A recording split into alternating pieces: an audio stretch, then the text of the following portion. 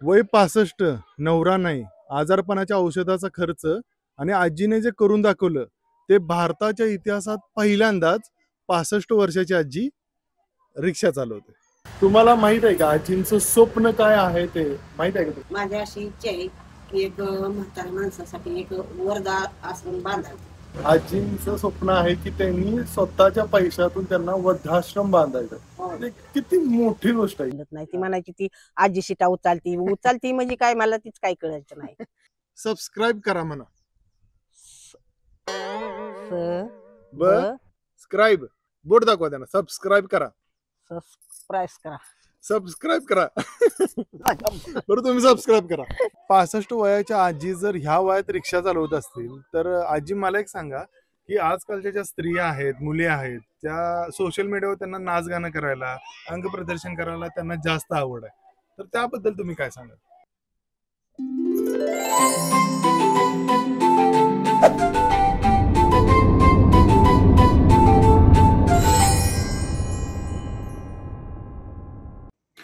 आणि आता बातमी आहे एका रिक्षा चालक आजीची. 65 वर्षीय मंगल आवळे या आजीची सध्या जोरदार चर्चा आहे. आजी काय सांगाल तुम्ही या वयात तुम्ही रिक्षा चालवताय आणि एवढ्या ट्रॅफिक मध्ये सुद्धा भोगत रिक्षा चालवताय, काय झालं? साताऱ्याच्या कराडमध्ये 9वारी साडीतल्या 65 वर्षाच्या आजींनी चक्क गर्दीमधून सुसाट रिक्षा चालवताना पाहायला मिळत आहे. 65 वर्षाची आजी रिक्षा चालवते हे कळल्यावर आश्चर्यचकित झालो आणि स्मित हास्य करत मनातल्या मनात हेच म्हणालो की महाराष्ट्राची मातीच काय वेगळी गाड्या.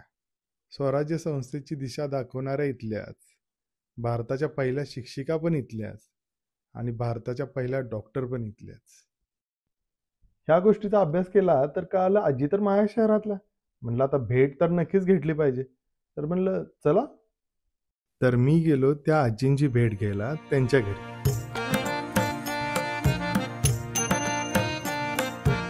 या आहेत मंगल आवळे, एक 65 वर्षीय तरुण स्त्री. आपल्या आजारपणाच्या औषधाचा खर्च आणि काही स्वप्न पूर्ण करायला त्यांनी एक धाडसाचं पाऊल उचललं. आजी तुमचं नाव काय? माझं नाव मंगल आवळे, वय वर्ष 65. तर पहिल्यांदा आपण आजींना सांगणार आहोत की गाडी कशी चालवायची हे आम्हाला शिकवा. बरोबर आजी? तर पहिल्यापासून आजी गाडी कशा चालवतात अगोदर पहिलं बघू आपण आणि पुन्हा आपण त्याच्यावर बोलू. तुम्हाला बघायचं आहे? येस, बघूया. दाखवा आम्हाला गाडी कशी चालवायची असते ती.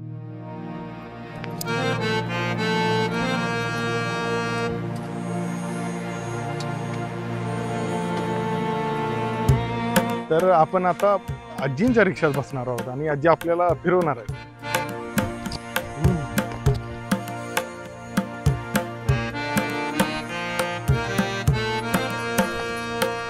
एखादी लेडीजच्या मागे बसल्यानंतर जेवढी भीती वाटते तेवढी जर भीती आम्हाला आता वाटत नाही. बरोबर ना आजी? एवढ्या परफेक्ट चालवत आहेत.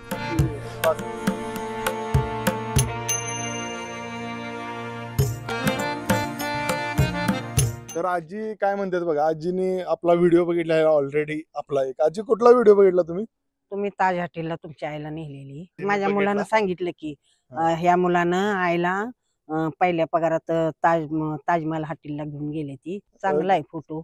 बरं नशीबवान आहे तुमची आई. पण ती बघून मला समाधान वाटली, बरं वाटलं.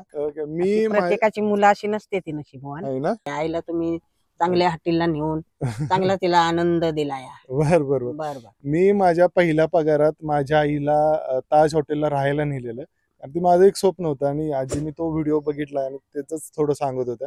तर तो ब्लॉग पण आपल्या चॅनलला आहे, जाऊन नक्की बघा आणि खूप सारं प्रेम देत राहा. आजीना आपण पहिलाच प्रश्न असा विचारणार आहोत की आजी समजा तुम्हाला एखादा रस्त्याला मुलगा भेटला आणि तो म्हणला की माझ्याकडे पैसे नाही आहेत, मला घरी सोडा की प्लीज, तर तुम्ही काय कराल? सोडेन की. सोडेल? हो सोडणार. हो नक्की. चला मीच आहे. चला मीच आहे. चला. तर सर्वांना पडलेला प्रश्न असा की असं काय झालं की तुम्हाला रिक्षा चालवावी लागली? की रिक्षा घरी बसून होती म्हणूनच मी चालवायला सुरुवात केली. माझ्या मुलाला म्हणलं घरी रिक्षा बसवून ठेवून काय उपयोग नाही बाबा, मला शिकव रिक्षा, मी थोडाफार तुला हातभार लावीन. तुम्ही 65व्या वर्षी हे निर्णय घेतला की रिक्षा चालवावी? हो. मला औषध गोळ्याला सुद्धा पैसे लागतात. होय. औषध गोळ्यांचा खर्च तुमचा खर्च हो तुम्ही माझी करताय. मी बाहेर पाडते. कुठली आजी असे स्वप्नात पण विचार नाही करू शकत की 65व्या वर्षी आपण हा निर्णय घ्यावा. आपली वस्तू पैशाने घेतलेली मग आता ते खराब होईल घरी. मी विचार करून म्हणलं चला पोराला म्हणलं मला शिकवू रिक्षा मी चालवेल. खूप धाडसाचा निर्णय होता हा. आपल्या महाराष्ट्रात अशा खूप महिला होऊन गेलेल्या आहेत की त्यांनी कल्पनेच्या बाहेर गोष्टी केल्यात आणि म्हणूनच आज आपण स्वतंत्रपणे आज जगतोय. ते त्यात खूप मोठा वाटा महिलांचा आहे. 65 वयाच्या आजी जर ह्या वयात रिक्षा चालवत असतील तर आजी मला एक सांगा की आजकालच्या ज्या स्त्रिया आहेत, मुली आहेत, त्या सोशल मीडियावर त्यांना नाच गाणं करायला, अंग प्रदर्शन करायला त्यांना जास्त आवड आहे. तर त्याबद्दल तुम्ही काय सांगाल? ती आवड त्यांनी न करता चांगली आवड करावी. ती नाच गाण्यात काय उपयोग नाही. तर ती चांगली आवड करून आपल्या आई वडिलांना चांगला मोठीपणा द्यावा. आणि त्यासनी वाटतं जरा व्हायचं. आता आता नवीन भाषा आता मला येत नाही ती शॉपिंग म्हणते ती. शॉपिंग शॉपिंग म्हणते ती. हा आता ती शॉपिंगला जावं असं वाटतं त्यासनी. का तर स्वतः कमाई करते. आता स्वतः कमाई केल्यामुळे त्यांच्याकडे पैसे असते. बरोबर. आणि त्यातून बी आई वडिलांचं ऐकावं, चांगलं शिक्षण घ्यावं. आई वडील कुठलं काय एक वाईट सांगत नसतो. आई वडील सांगते ती चांगलीच सांगते ती. काही न ऐकणारे असतेल्या त्यांनी सुद्धा आता मी सांगते म्हणून ऐकावं. आजी सांगतात म्हणून ऐकलं पाहिजे. ऐकलं पाहिजे. मला आजी एक तुम्ही सांगा की तुम्ही एवढं सगळं करताय, तुमचं स्वप्न काय आहे? म्हणजे तुमचा अट्टाहास एवढा का चालू आहे असा? माझं स्वप्न आहे की वृद्ध आश्रम म्हाताऱ्या माणसांचं काढायसाठी. वृद्धाश्रम तुम्हाला काढायचा आहे म्हाताऱ्या माणसांचा. म्हाताऱ्या माणसांचं म्हणजे वयाच्या 65व्या वर्षी हो. जरी या आजी रिक्षा चालवत असतील तरी त्यांचं एक स्वप्न आहे की त्यांना वृद्धाश्रम काढायचा आहे हो. माणसांसाठी. म्हणजे किती मोठी गोष्ट आहे ही. म्हणजे काय अक्षरशः मी आता आजींचं हे ऐकून म्हणजे अक्षरशः थक्क झालो मी. आणि मी तुम्हाला आता ऑन कॅमेरा सांगतो की जेवढेही ह्या व्हिडिओला जेवढेही कमेंट येतील म्हणजे 20,000 असतील, 30,000, 50,000 जितकेही येतील तेवढे पैसे मी आजींना देणार आहे त्यांच्या वृद्धाश्रमाला, ती एक मदत म्हणून. त्यामुळं कमेंट करा खूप. आजींचं स्वप्न पूर्ण करायला हा आपला एक छोटासा वाटा असेल. आजी मला सांगा तुम्ही त्या 4 माणसांचा विचार केला का हो की बाबा आपण म्हणतो की ती 4 माणसं काय म्हणतील, मी जर हे केलं तर 4 माणसं काय म्हणतील, समाज काय म्हणेल, त्या माणसांचा विचार केला का हो तुम्ही? त्या माणसाचा विचार केला तर आपल्याला कोण काय देत नसतं. तर आता मला आता ही नाही, मला काय गरज असेल, मला औषध गोळ्याला म्हणा, नाहीतर माझं काय नसेल माझ्या घरात, ती मला कोण आणून देत नाही. बरोबर आहे. मग ह्यासाठी मी कुणाचा विचार करत नाही. नावाजणारी बी आपल्याला काही देत नाही ती आणि नावं ठेवणारी बी काही. कष्ट करणं हीच योग्य आहे. बरोबर आहे. बरोबर. दुसऱ्या स्टॉपवरचे कोण पॅसेंजर असेल आणि ती तुम्ही घेतलं तर तुमच्या रिक्षावाल्याच्यात कधी भांडणं झालीत का तुम्ही? भांडणं नाही झालेली हा. पण माझं जरा चुकीचंच होत होतं. काय हा. तर ती मी रिक्षावाल्यापाशी जाऊन तिथं म्हणायची चला येत आहे का, हा, ती हा. म्हणायची ती आजी शिटा उचलती म्हणजे काय मला तीच काय कळायचं नाही. उचलती म्हणजे हा शिटा उचलती म्हणजे तीच काय कळायचं नाही. काय काय मुली पण म्हणते ते आम्हाला आजीच्याच रिक्षात बसायचं असतं. आजी तुम्ही दिवसभरात किती पैसे कमवता? दिवसभरात पैसे कमी होते म्हणजे कसं झालं म्हणजे होत्यात नाही म्हणजे 200-300 रुपये सुद्धा होत्यात, म्हणजे 100 रुपये सुद्धा होत्यात. बर असं धंद्याच काय सांगू शकत नाही. बर म्हणजे कमीत कमी 100 पासून 500 पर्यंत 500 दिवसा पर्यंत कमवता तुम्ही. दिवसा कमवते. खरं आजींकडे बघून हेच वाक्य आठवतं की परिस्थिती सगळं शिकवते.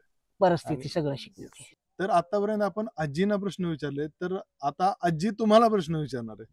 तर आजी विचारा तुम्ही काय विचारणार आहे ते. मी एक सांगते ते ऐकाल का बाळानो? आता ही व्हिडिओ आहे नाही का, जेवढा पसरेल तेवढा चांगला आहे आणि जेवढा पसरलेला हे आहे का नाही त्यातला वाटा मला ह्याने असं द्यायचं ठरवलंय. म्हणजे ही देणार आहे ती, मी वृद्धाश्रम काढणार आहे त्याच्यासाठी हे मला पैसे देणार आहे ती. नक्कीच आपण आजींना आपण एक शब्द देतोय की जेवढा हा व्हिडिओ पसरवेल की याचं जेवढा अर्निंग असेल तेवढा आपण ह्या आजींना देणार आहोत की ते त्यांच्या स्वप्नासाठी त्यांना एक वृद्धाश्रम काढायचा आहे त्याच्यासाठी ते उपयोगी पडतील. त्यामुळं व्हिडिओ जास्तीत जास्त पसरवा आणि अशा ब्लॉगिंगसाठी अशा डॉक्युमेंटरीसाठी ओम राम चॅनलला सबस्क्राईब करा म्हणा.